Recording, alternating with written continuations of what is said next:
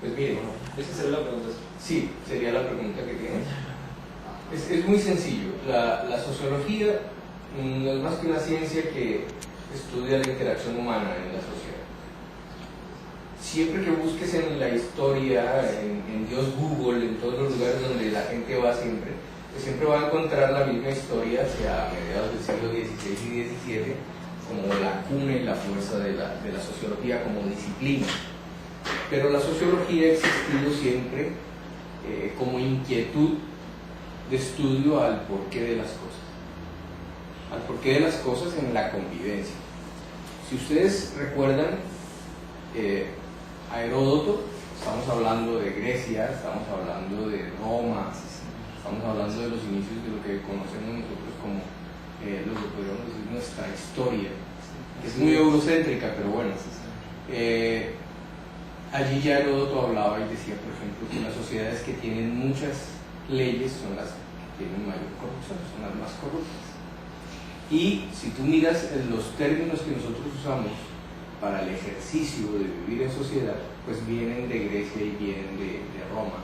Y estamos hablando de 800 y 900 años antes de Jesucristo. Lo cual también es muy poco si consideramos que de 60 millones de años, pues 2000 no es nada considerable en una línea de tiempo, es muy poquito. Y del siglo XVI, XVII para acá, pues mucho menos. Entonces la sociología en sí es una ciencia muy, muy nueva en términos de tiempo, pero va de la mano con el desarrollo de la humanidad. Entonces, en un pensamiento filosófico, en un pensamiento dado hacia el porqué de las cosas, cuando nos reunimos, vivimos, ponemos unas reglas y aprendemos a vivir juntos, hasta ahora que hay 3 explosiones, la sociología es hija de 3 explosiones. La sociología es hija de las revoluciones, y las revoluciones tomadas como algo bueno, no como algo malo. Nos han enseñado y nos han inoculado que revolución es malo, y revolución es creación, ¿sí? La revolución es la madre de todo lo que tiene que cambiar. Y los pensadores del siglo XVII tenían claro que a partir de 3 revoluciones nació la sociología. Las 3 revoluciones, como debes saber, son la Revolución Francesa, que hace los derechos del hombre, que vuelve y surge lo humano, surge todo lo que es la espiritualidad, las artes, de algo que venía dormido desde unos siglos atrás y que venía en el oscurantismo por las religiones. La otra explosión que hay es la industrialización, y la que sigue es la del urbanismo. Aunque nos quieran hacer creer que este término del urbanismo viene de Europa y que es eurocéntrico, resulta que en 1492 y en 1500 en adelante, cuando empiezan a llegar todas estas oleadas de gente a invadir, eso no fue un encuentro de 2 mundos, fue una invasión terrible.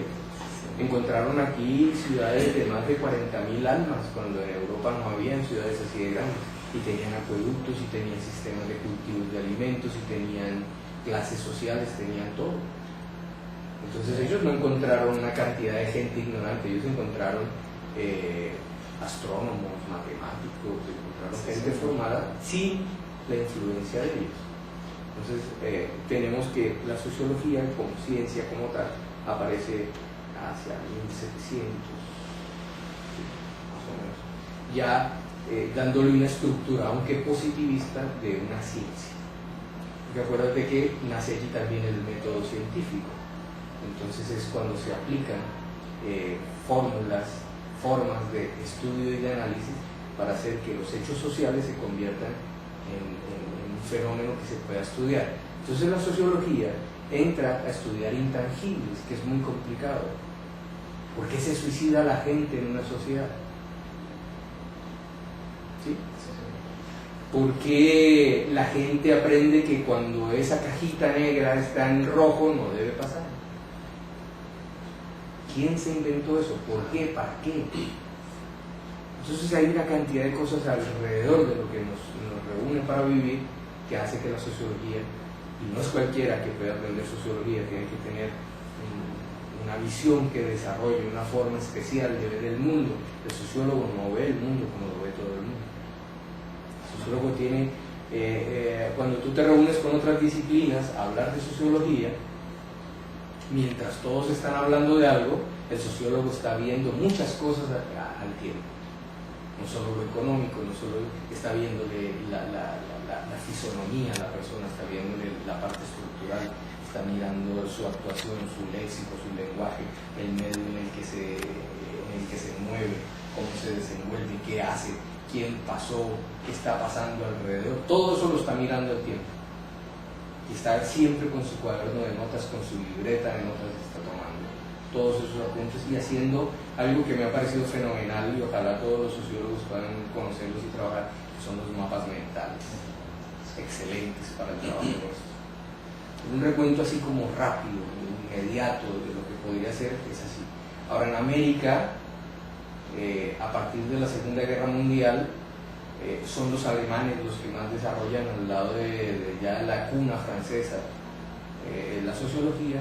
Aparece la Escuela de Chicago, que no es otra cosa que una cantidad de alemanes y de europeos que se fugan en la Segunda Guerra, van a dar a Norteamérica, y allí fundan una escuela que es la Escuela de Chicago, y suceden otras escuelas que hay alrededor de eso y también generan lo que es el modelo ideal de la vida norteamericana, el sueño americano, una cantidad de cosas, pero son diseños estratégicamente diseñados por políticos para atraer una cantidad de cosas. De todas maneras, son un imperio. Y tendríamos que ver algo que me ha fascinado siempre, que lo han visto como solo literatura, y es la sociología latinoamericana, que pienso que la sociología se dio para que sea una semilla que salga hermosa en Latinoamérica. Aquí es donde se ve muy bien el desempeño del sociólogo a partir del 60 y del 70 con las revoluciones y las tomas militares que suceden en toda Latinoamérica. Entonces la sociología está llamada a que se mueva de Latinoamérica hacia el mundo y dejemos de ver ese eurocentrismo que tenemos hacia allá, ¿no? Como recibir todo de Europa. Más o menos eso es una evolución así rápida de lo que ha sido la sociología. Entonces, la segunda pregunta sería, ¿cuáles serían los campos de acción de la sociología? Bueno, inicialmente era como un laboratorio en el que se estudiaba y se escribía sobre la sociedad, pero hoy en día los campos son todos los espacios en los cuales se desarrollan las labores de sociedad, de minorías. El campo del sociólogo es inmenso. Yo pienso que si lo miráramos como el médico de la sociedad, si lo miramos como el sociólogo es el médico de la sociedad, por eso hay una entrevista de un francés. Entonces, ¿en dónde no actúa? Pues actúa exactamente donde se encuentran todos los conglomerados. Él es capaz de trabajar en gestión humana en una empresa, él es capaz de trabajar en una prisión, él es capaz de trabajar en un aeropuerto que se mueve 24 horas, en el que se mueve gente con una cantidad de problemas y problemáticas de todas partes. Él es capaz de sentarse en cualquier espacio donde haya sociedad a investigar, a desarrollar y apoyar. Trabaja con todas las disciplinas además, es muy capaz. ¿Cuál es el perfil del sociólogo? Hay varios. El principal y el más elaborado, el que toda la gente tiene, es el de una persona que investiga, que es crítica, que desarrolla el pensamiento crítico en la sociedad y que está llamado a ser desde un columnista de un medio de comunicación hasta un generador de nuevo pensamiento con nuevos conceptos, ¿sí? Investigando y desarrollando investigación. Pero en sí es un lector asiduo que tiene que tomar una de las ramas de la sociología porque es tan amplia, tan grande, que toca determinar si nos vamos por la economía, si nos vamos por el derecho, si nos vamos por el desarrollo humano. En el caso mío me interesa mucho la educación, el desarrollo cognitivo del ser en la sociedad, el por qué suceden ciertas cosas, y es un fenómeno que tiene que estudiarse desde la sociología porque otras disciplinas ayudadas, por ejemplo, como la geopolítica internacional, el manejo de la psicología sobre los medios de comunicación han hecho que otras disciplinas que son propias del resorte de la élite dominante se perfeccionen y hagan que la masa, los dominados, sean fácilmente manipulables. Ellos nos llevan ventaja en eso. Nosotros desde la sociología debemos estudiar todo ese sistema intrincado de dominación para poder contrarrestarlo. No nosotros, aunque hagamos también revolución, sino dar esas herramientas y por lo menos dar la expectativa. Nosotros somos líderes que no detenemos las cosas. Nosotros le decimos a todo el mundo para dónde van, para dónde creemos que van. Nosotros proyectamos, hacemos algo que es la proyección, y es necesario estar como con los nervios conectados en todas las fibras de la sociedad, como unos hilos, como unas redes que nos permitan estar siempre muy atentos de lo que sucede, hasta lo mínimo. Todo es como en un cuerpo, unos granitos nos dicen que hay una infección. Bueno, en la sociedad también, unos pequeños brotes en algún lugar nos dicen que algo está sucediendo. Si Valledupar, Cesar en Colombia, es sociológicamente rica, porque tiene escuela o facultad, de las pocas que quedan en Colombia y en Sudamérica de sociología, pues tenemos que preocuparnos, por ejemplo, de por qué se suicida tanto la gente en Valledupar. ¿Por qué ya a los muchachos no les gusta andar con un revólver, una botella de whisky, 3 novias en una camioneta como hace 20 años, y hoy están preocupados por otras cosas? Algunas más banales, otras mucho más interesantes, pero ya no es generalidad. Entonces hay unos cambios de pensamiento que no se compran en una revista, que no los ve todo el mundo y que nosotros los sociólogos sí. Entonces ese es un campo de acción. Todos esos son campos de acción. Dice, bueno, esa pregunta ha sido un poco respondida. Dice, ¿cuáles son las habilidades del sociólogo, personales y cognitivas? Cognitivas, considero que la principal es la lectura y saber escuchar. En el caso mío, pues tengo una limitación visual, pero no me exime, no me elimina de tener visión, que es diferente. Pero sí tengo, por ejemplo, interés cuando voy a otras ciudades por sociología culinaria. Me interesa mucho saber de dónde vienen los platos, averiguar de quién lo aprendieron, en dónde estuvieron. Luego lo hago con la música también y con las letras. Me interesa mucho, por ejemplo, la distancia entre el vallenato de Valledupar y el vallenato sabanero, y cómo esa distancia allá en esos lugares permitió el ingreso de tamboras, de champeta, de otras cosas, y aquí ha sido purista y se ha quedado un poco rebeldizada por la nueva ola. Los mensajes de Marín en su momento en La Guajira, de revolucionarios, de vallenato revolucionario, frente a las bobadas que cantan ahora de unos hijos de dormilón. ¿Sí? Es decir, el campo de acción, y lo que tienes que tener en mente es tener la mente abierta, la piel viva para la sociología, los temas vistos desde el punto de vista de un sociólogo, y no parar de leer. El sociólogo, la socióloga que no lee, posible. Tiene que leer, y tiene que leer de todo, desde la moda que está sucediendo ahora, que eso es un sistema cíclico del capital que mueve y mueve y mueve más. Lo más interesante que haya dicho Rodolfo Ginás respecto a los mapas mentales que están creándose para poder entender el cerebro humano y cómo funciona. Todo hay que leerlo, de todo hay que saber, pero hay que profundizar en lo que a uno le gusta y en lo que es muy bueno dentro de la sociología. Entonces la siguiente pregunta dice, ¿cuáles son las ventajas y desventajas de la carrera? Las ventajas son inmensas. Nosotros tenemos poder sobre otras profesiones que tienen muchas limitaciones. Es decir, si bien es cierto, para no hablar de una en específico, nosotros somos de esos profesionales que se pueden sentar en una mesa con cualquier tipo de disciplina y encontrar, si bien no aportes nuestros, sí documentos que nosotros podemos generar con solo escucharlos y verlos interactuar. El estudio de las minorías, de las culturas, de las subculturas, el estudio de los derechos, el análisis de la región, el análisis de país, la posibilidad de a partir de cualquier cosa pequeña proyectar y vernos como nación y entender la diferencia entre nación, país, tenerlo claro es un privilegio. Entonces nosotros creo que cuando sabemos proyectarnos bien dentro de la profesión, somos capaces de trabajar en casi que cualquier zona donde el ser humano esté desempeñando o haciendo alguna labor. Las desventajas, por ser críticos, por ejemplo, no entramos fácilmente en ciertos círculos. No nos es fácil aceptar de primera mano lo que nos digan de algo. Tenemos que siempre averiguar si es o no es verdad. Siempre ponemos en duda todo lo que nos dicen. Y eso nos genera cuestionamientos, nos genera rechazos. Nosotros somos, por necesidad, explosivos, pero no explosivos violentos de agresividad desmedida, sino conflictivos. El conflicto genera investigación. La investigación genera en quienes no la quieren problemas de que quieren ocultar algo.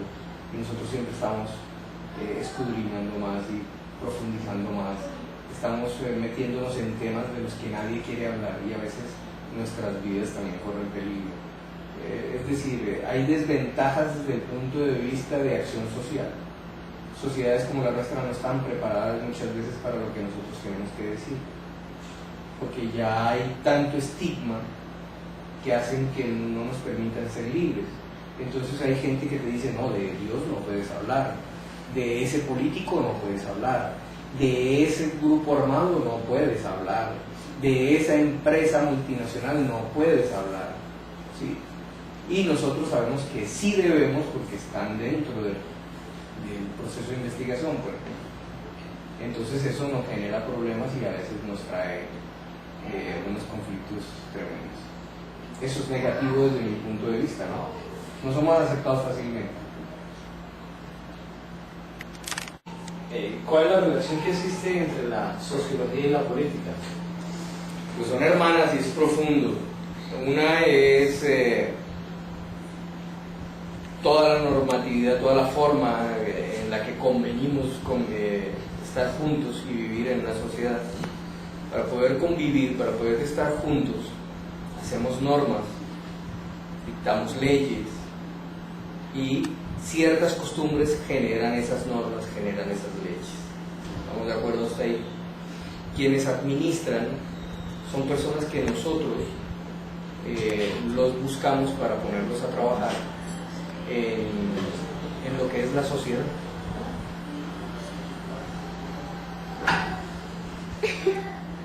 En lo que es la sociedad es la forma en la que buscamos quién administre eso tan grande.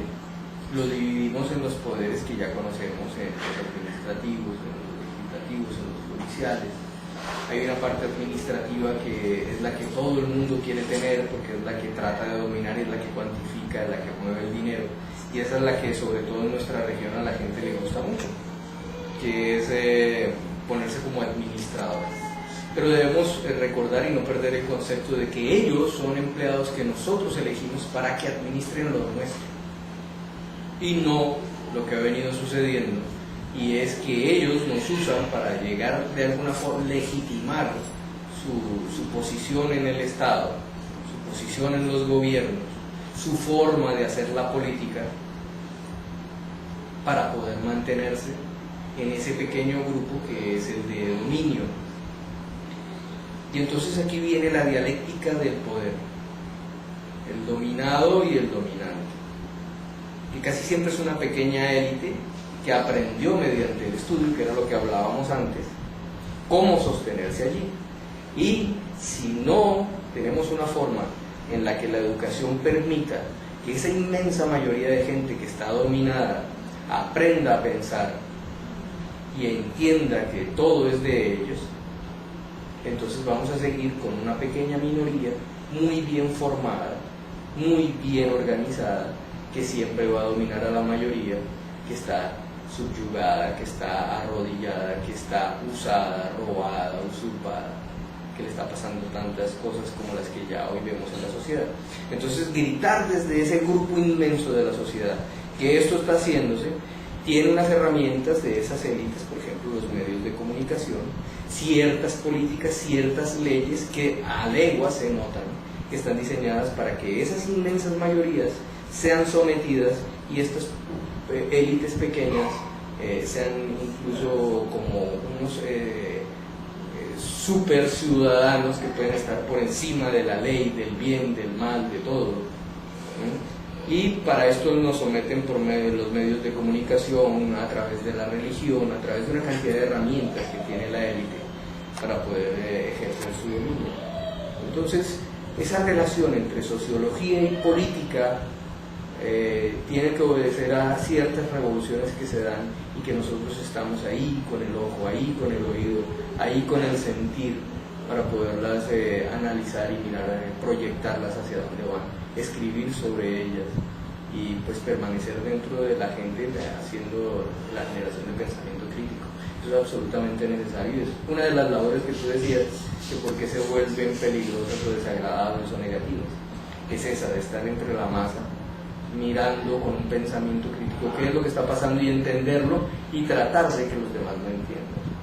Es algo complicado y no es muy sencillo. Primero de hacer y segundo de difundir. Es una pelea de David contra Goliat, como dirían los cristianos.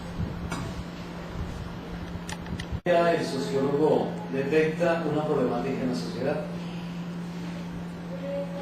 Bueno, casi siempre nace con una pregunta: ¿por qué sucede tal cosa? ¿Qué hace que eso esté pasando? ¿Por qué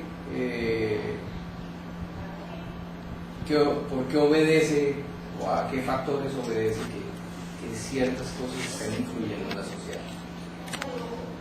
¿Cómo sabemos que es una problemática y que es importante? Pues por la incidencia y por el impacto que va a tener en la sociedad, o sea, la fuerza que ella tenga para repetirse muchas veces y volverse una constante, porque eso cambia la actitud de la gente, porque eso modifica la cultura, porque eso cambia la visión de la gente de todo lo que está pasando.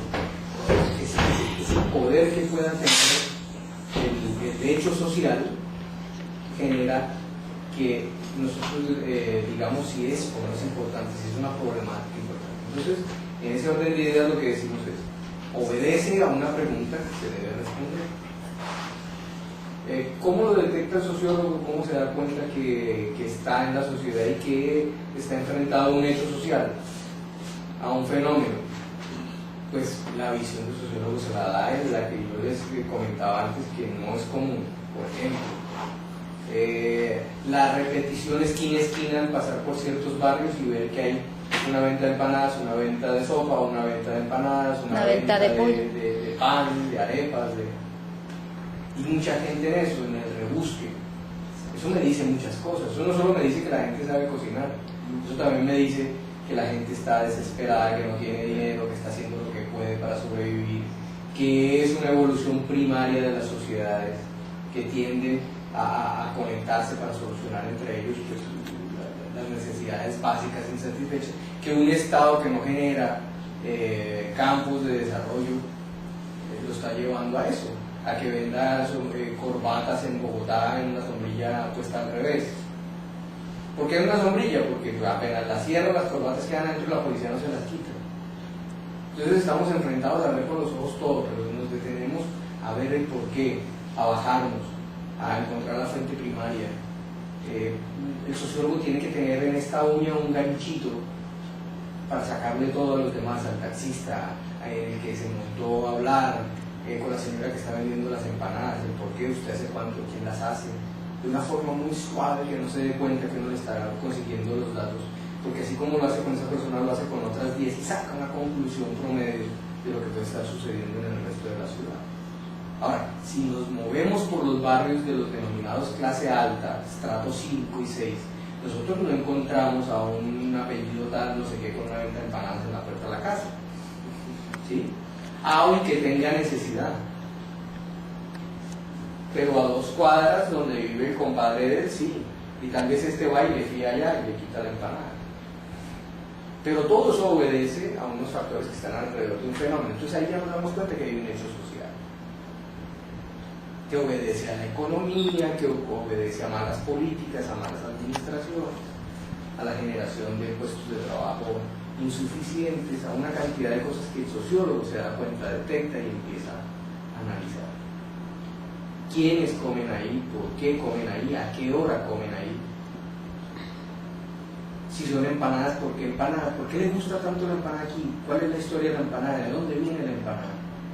¿Qué tiene una empanada por dentro? ¿Cuáles son las que más se venden?